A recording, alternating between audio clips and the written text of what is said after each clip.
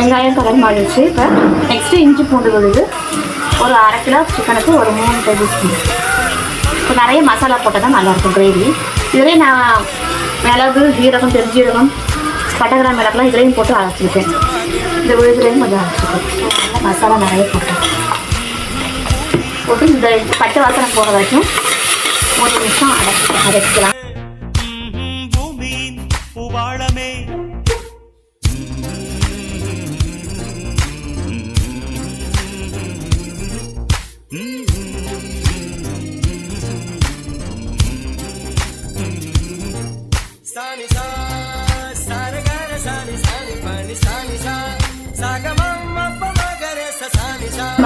இந்த கறி கழுவி வச்சிருக்கோம்ல,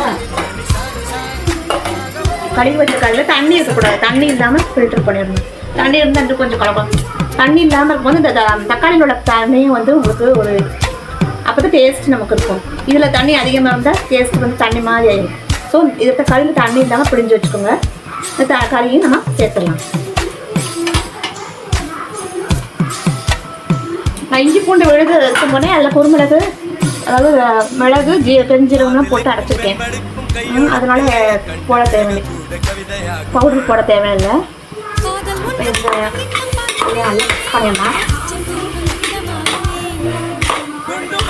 கட்டகிராம்லாம் அதிலேயே அரைச்சிட்டேன்.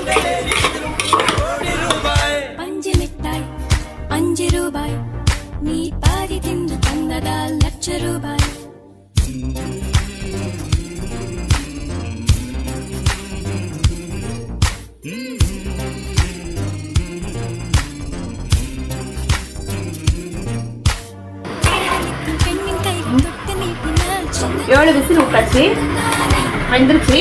இப்போ வந்து வேறு கடாயில் வச்சு நம்ம வந்து தண்ணி நல்லா கிரேவி பார்த்துக்கு நம்ம இல்லை ஒரு 5 மினிட்ஸ் நல்லா செஞ்சோம்னா நல்லா சப்பாத்திக்கு ஏற்ற மாதிரி ஒரு கன்சிஸ்டன்சி தான் நமக்கு கிடைக்கும். இப்போ இது வந்து ஒரு பவுலுக்கு ட்ரான்ஸ்ஃபர் பண்ணிடலாம்.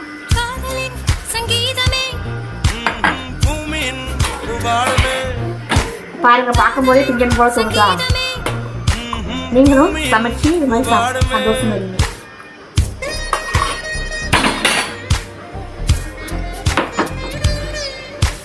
இதில் ஆனியன், அதாவது பெரிய வெங்காயம் இருக்குல்ல, அதை